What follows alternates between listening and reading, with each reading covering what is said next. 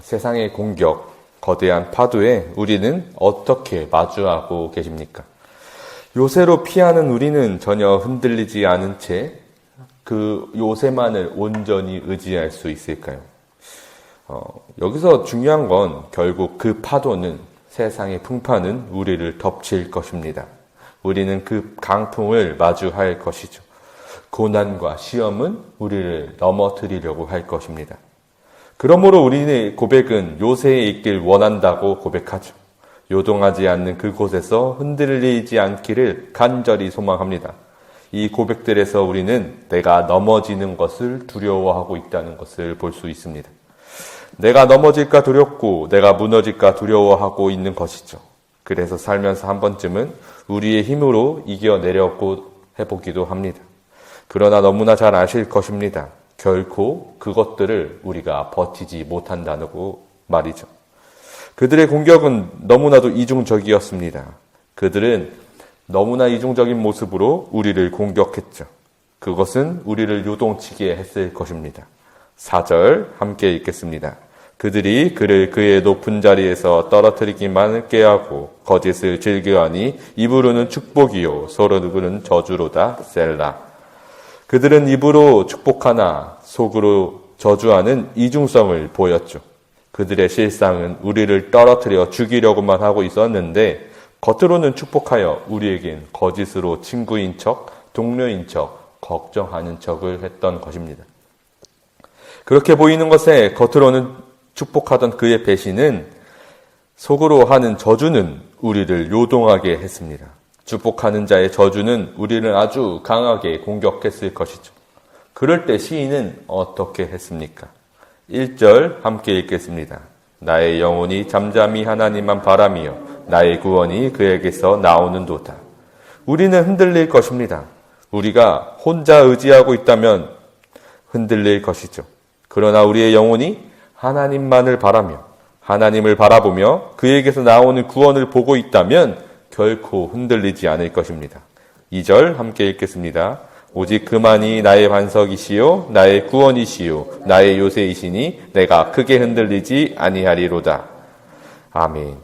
시인은 이 고백을 5절에서도 하고 있었습니다. 그런데 이제는 구원이 소망으로 바뀌었죠. 5절 읽겠습니다. 나의 영혼아 잠잠히 하나님만 바라라. 물은 나의 소망이 그로부터 나오는도다. 아멘. 시인의 고백은 이제 기대하게 된 것입니다. 늘 지키시는 하나님의 구원을 경험하는 것에서 이제 소망으로 변화된 것이죠. 그래서 시인의 고백은 모든 것이 하나님께 있음을 고백하게 되었습니다. 7절 함께 읽겠습니다. 나의 구원과 영광이 하나님께 있음이요 내 힘의 반석과 피난처도 하나님께 있도다. 아멘. 그 구원과 영광이 하나님께 있고 우리가 설 힘도 하나님께 있으며 우리가 피할 피난처도 하나님께 있었죠. 모든 것이 하나님께 있던 것입니다. 이것을 할 수 있는 존재가 누구인지 아십니까? 바로 하나님 나라의 백성만이 이 고백을 할 수 있습니다.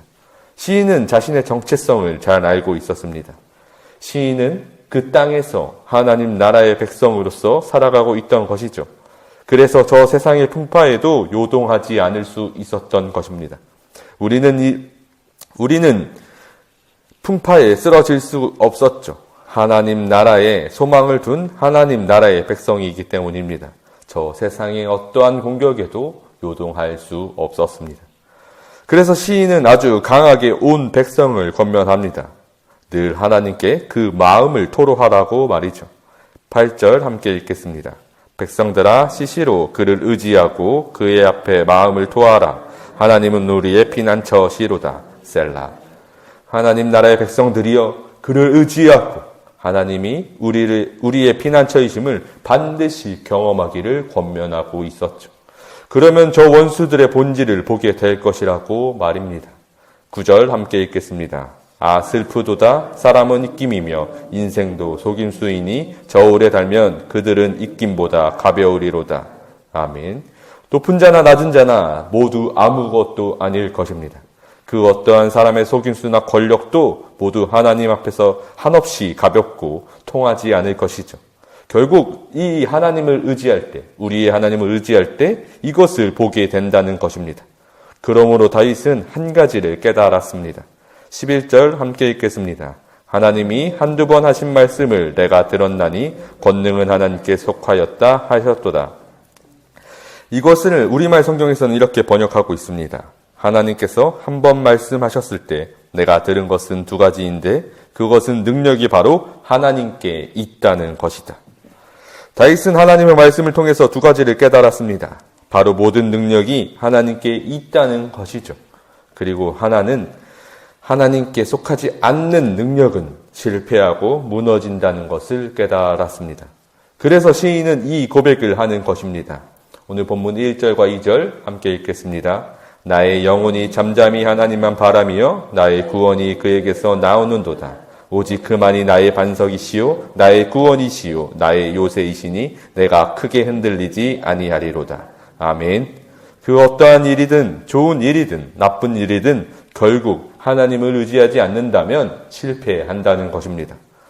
이 말은 우리가 하나님을 의지하지 않는다면, 그의 이름을 온전히 의지하지 않는다면 우리가 하나님께로 피하는 것, 그 피난처로 도피하는 것조차도 실패할 것을 말하고 있죠. 그러나 정반대로 우리가 그 이름을 의지한다면, 온전히 하나님의 이름을 붙잡는다면 우리는 요동하지 않는 그 요새에 거할 수 있을 것이죠. 저 원수의 공격에도 끄떡하지 않을 것입니다. 세상의 풍파가 우리를 흔들어도 결코 요동하지 않을 것입니다. 이 단순한 논리는 우리가 하나님을 진정한 메시아로, 나의 구원자로 인정하는 너무나도 중요한 말씀인 것입니다. 우리는 세상의 풍파가 올 때 흔들릴 수 있을 것입니다. 원수의 이중성은 너무나도 강력해서 우리를 요동하게 할 수도 있을 것이죠. 그러나 우리가 온전히 주님의 능력을 믿고 그에게 속하길, 우리의 마음이, 내 영혼이 하나님을 잠잠히 바란다면 우리는 결코 요동하지 않을 것입니다. 그 모든 승리는 우리가 온전히 진실로 주의 이름을 붙잡는 그때에 가능할 것입니다. 그러니 여러분, 반드시 언제나 우리가 요동하나 요동하지 않으나, 높으나 낮으나, 가난하나 부하나 정말 모든 순간에 하나님을 의지하십시오. 모든 구원은 주께로 나옵니다. 모든 소망은 주님께 있습니다.